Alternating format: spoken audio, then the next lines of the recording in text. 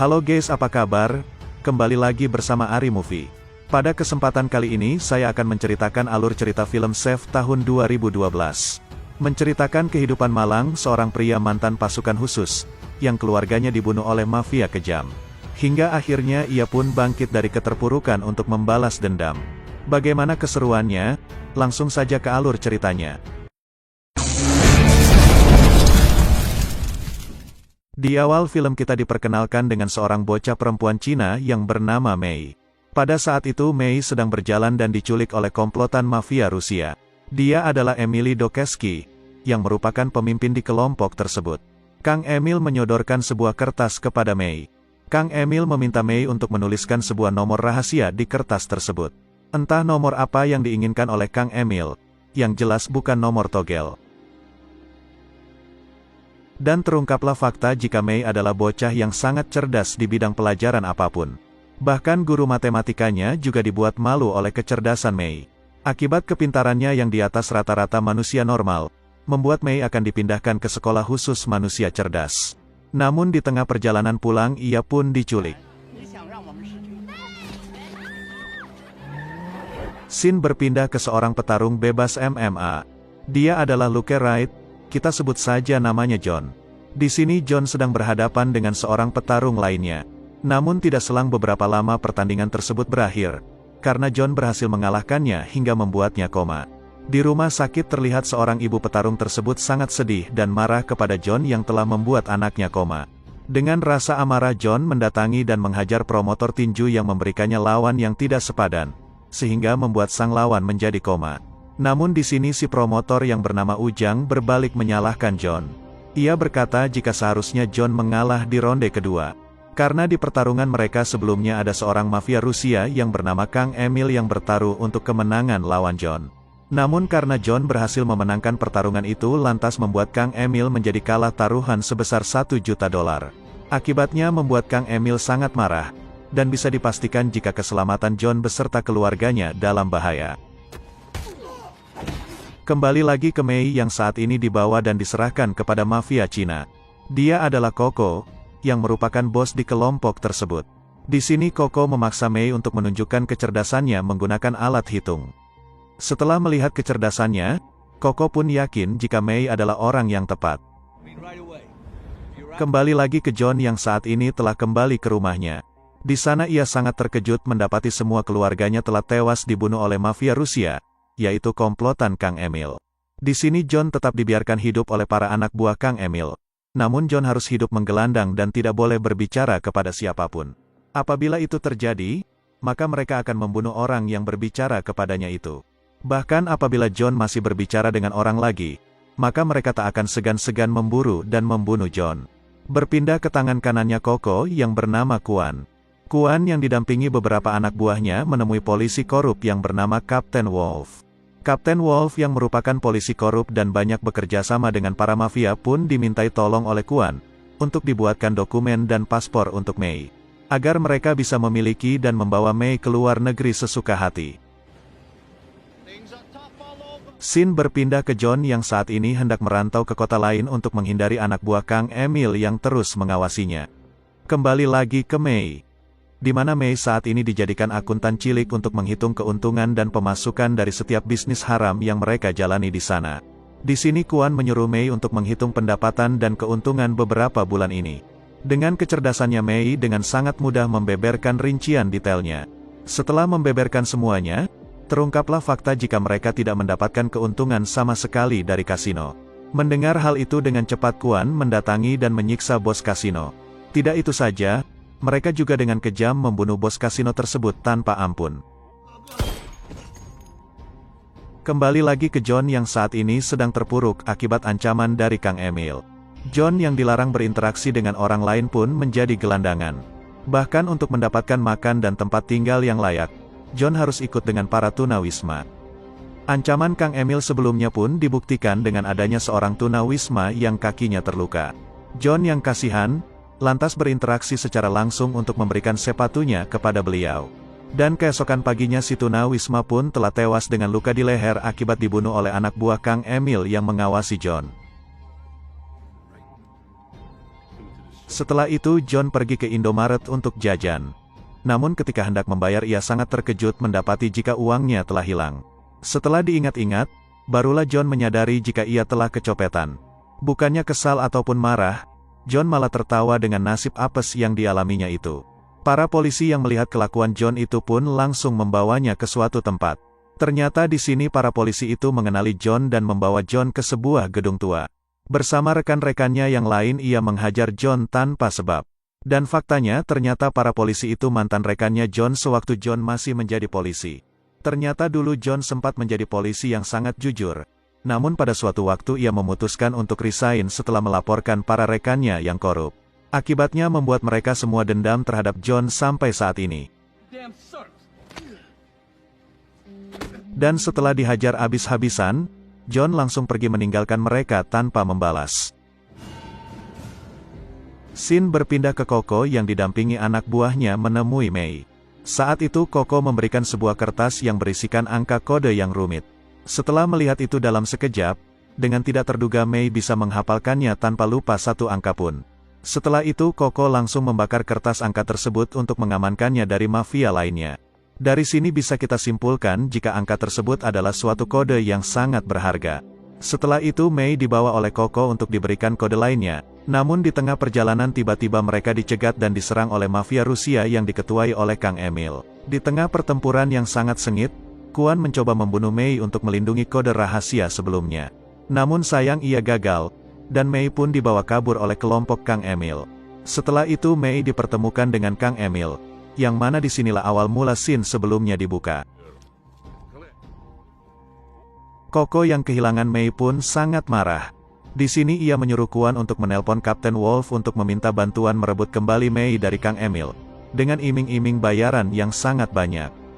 Tidak butuh waktu lama, Kapten Wolf mengerahkan banyak pasukan untuk merebut kembali Mei dari tangan Kang Emil. Pada saat Kang Emil membujuk Mei untuk memberikan kode angka sebelumnya, ia terkejut mendapati jika pasukan polisi korup yang diketuai oleh Kapten Wolf memburunya untuk merebut Mei kembali. Dengan cepat ia menelpon Kapten Wolf untuk mengadakan kesepakatan yang lebih menguntungkan dari kelompok Coco. Pada kesepakatan itu, Kang Emil menyuruh Kapten Wolf untuk menarik semua pasukannya. Dan tidak usah mengejar mereka lagi. Sebagai imbalannya ia akan memberikan uang bayaran dinaikkan 5% dari uang yang diberikan oleh Coco. Menyadari jika Mei lebih berharga dari uang, akhirnya Kapten Wolf memutuskan untuk ikut memburu kode rahasia dari Mei juga. Melihat ada kelengahan, dengan cepat Mei memutuskan untuk kabur dari mereka. Coco yang sangat marah, akhirnya memaksa Kuan untuk bergegas mendapatkan Mei kembali. Jika tidak maka ia akan memenggal kepala Kuan. Mendapatkan ancaman dari bosnya, akhirnya Kuan berjanji untuk merebut kembali Mei, sekaligus membantai kelompok Kang Emil. Scene kembali lagi ke John yang sangat terpuruk dengan kehidupannya saat ini. Di sini John berniat untuk mengakhiri hidupnya dengan cara melompat ke rel kereta api. Namun tiba-tiba ia membatalkan niatnya itu setelah melihat Mei yang terlihat ketakutan. Sambil duduk untuk memutuskan niatnya bunuh diri lagi, John terkejut setelah melihat jika Mei diburu oleh kelompok Kang Emil yang membunuh keluarganya dulu. Tiba-tiba jiwa kesatria John bangkit kembali. Dengan cepat ia mengejar dan menggentol kereta untuk menyelamatkan Mei dari para bajingan itu.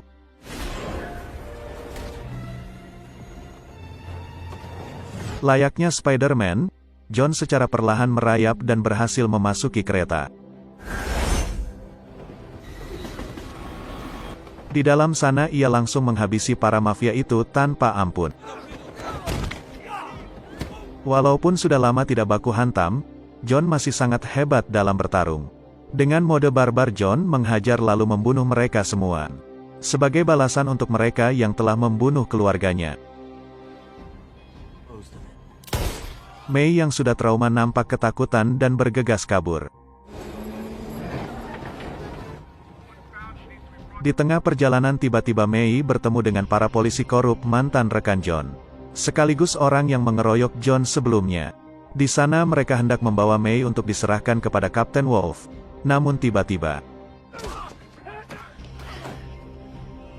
setelah berhasil menghajar mereka semua, John langsung membawa Mei untuk diselamatkan dari anak buah Kang Emil yang masih memburunya. Dengan menggunakan mobil polisi korup, John dengan lincah menghindari anak buah Kang Emil yang terus mengejar mereka. Hingga tibalah di sebuah gang sempit. Dengan rasa amarah dan tanpa ampun John mengirim mereka semua ke akhirat.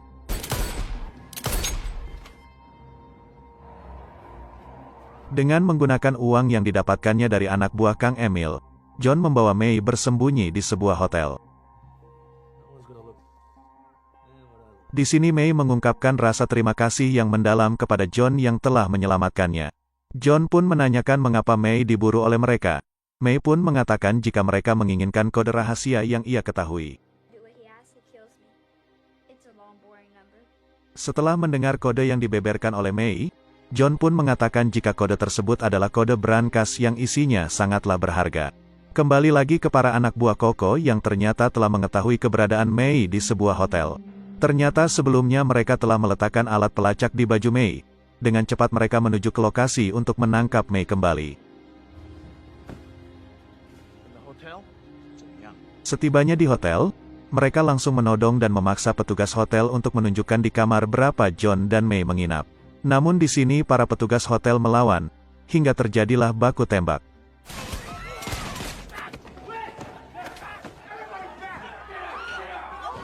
John yang mendengar kegaduhan pun curiga jika Mei telah dipasangi alat pelacak. Setelah dicari akhirnya ia pun berhasil menemukannya. Setelah itu John menyuruh Mei menyalin kode brankas tersebut untuk berjaga-jaga. Setelah selesai menyalinnya, John dengan cepat membawa Mei kabur dari sana. Di luar, pasukan polisi korup telah tiba di lokasi. Melihat itu dengan cepat geng Koko menyerang hingga terjadilah baku tembak yang sengit. Sedangkan John bersama Mei kini telah tiba di ruangan breakfast. Tak diduga, ternyata kelompok geng Koko yang dikomandani oleh Kuan sudah ada di sana, sehingga baku hantam tak dapat dihindari. John dengan kemampuannya yang di atas rata-rata, nampak dengan sangat mudah menghabisi mereka semua. Namun akibat banyaknya anak buah Kuan membuat John kewalahan. Maka dari itu John memutuskan untuk terjun bebas menghindari tembakan dari anak buah Kuan. Namun di sini John lupa jikalau Mei tertinggal di atas. Akibatnya membuat Mei tertangkap lagi oleh Kuan. John pun tak bisa berbuat banyak setelah ia diketahui dan dikejar oleh para polisi korup. Sedangkan kelompok Kuan kini harus baku tembak dengan polisi untuk membawa Mei.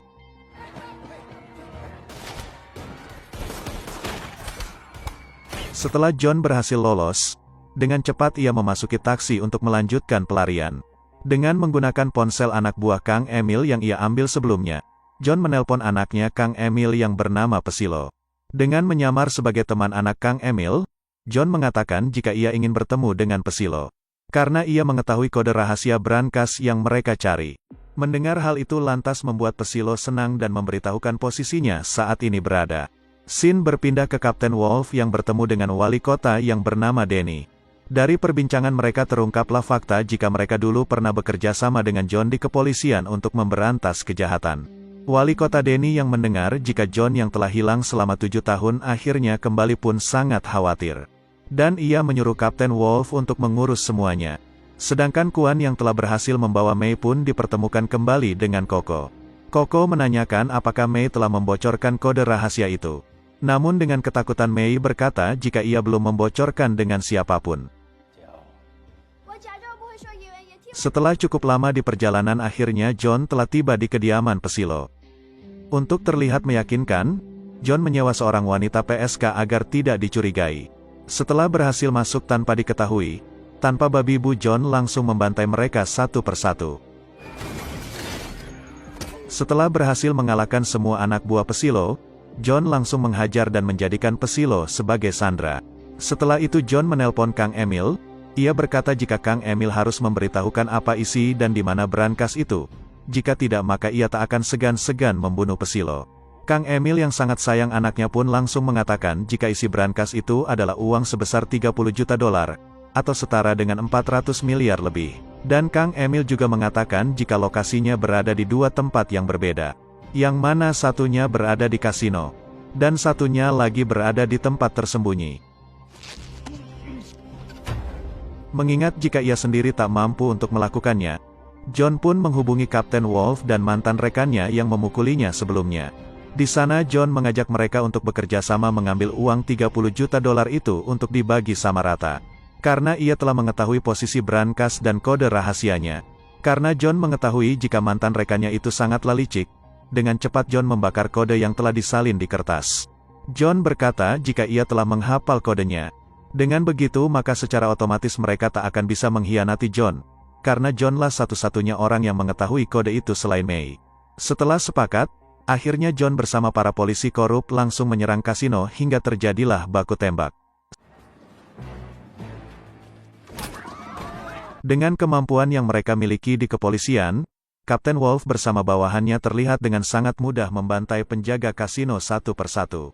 Dan juga dengan John yang tak mau kalah, dengan mode barbar tapi santuy. Ia dengan sangat enjoy menghabisi semua penjaga di sana. Setelah berhasil mengalahkan mereka, John bersama polisi melanjutkan perjalanan menuju ruangan bawah untuk ke brankas. Di bawah ternyata sudah ada banyak penjaga yang stay dan langsung menyerang mereka. Namun di sini John bersama para polisi berhasil mengalahkan mereka semua hingga tak tersisa. Setelah berhasil mengalahkan semua penjaga, akhirnya mereka telah berhasil tiba di ruangan brankas. Setelah berhasil meledakkan pintu pengamanannya, John menyuruh mereka semua untuk meletakkan senjata di lantai. Untuk berjaga-jaga agar mereka tak menembak John dari belakang setelah brankas terbuka. Dan setelah brankas berhasil terbuka, dengan cepat John menembak mereka semua terkecuali Kapten Wolf. Pada saat bersamaan, ternyata para polisi telah tiba di lokasi untuk menangkap mereka. Beruntung di sini John berhasil lolos dengan menyekap dan membawa Kapten Wolf beserta Pesilo. Setelah itu John menemui wali kota Denny di kantornya. Dari perbincangan itu terungkaplah fakta jika wali kota terlibat dengan semua ini. Ternyata wali kota sudah bekerja sama dengan semua mafia dunia untuk meraup keuntungan pribadi. John pun sangat geram. Karena dari dulu semenjak ia menjadi bawahannya, wali kota tak pernah berubah dan semakin menjadi-jadi. John pun meminta isi brankas kedua yang ternyata berada di kantor wali kota itu sendiri. Yang mana isinya bukanlah uang, melainkan berupa kaset dan data-data kejahatan yang ia lakukan bersama mafia dunia. Di tengah perbincangan tiba-tiba wali kota mengalihkan pembicaraan. Ia berkata jika saat ini Alex mantan rekan John dahulu sewaktu menjadi pasukan khusus, hendak melakukan pertemuan dengan gengnya Koko. Perlu diketahui jika Alex sendiri adalah agen khusus yang tidak jujur dan saat ini menjadi tangan kanannya wali kota. Mendengar hal itu lantas dengan cepat John menghubungi Alex. John berkata jika ia telah mendapatkan uang 30 juta dolar, terlebih lagi ia juga berhasil mendapatkan kaset bukti kejahatan yang Alex lakukan bersama wali kota. Untuk itu John mengadakan perjanjian dengan Alex. Apabila Alex berhasil membawakan May dengan selamat, maka ia akan memberikan semua uang 30 juta dolar beserta kaset bukti kejahatan. Mendengar hal itu lantas Alex tidak menolak dan setuju dengan kesepakatan tersebut. Singkatnya di sini Alex telah bertemu dengan Kuan untuk melakukan bisnis. Namun dengan tiba-tiba Alex langsung menghabisi mereka semua dalam sekejap mata.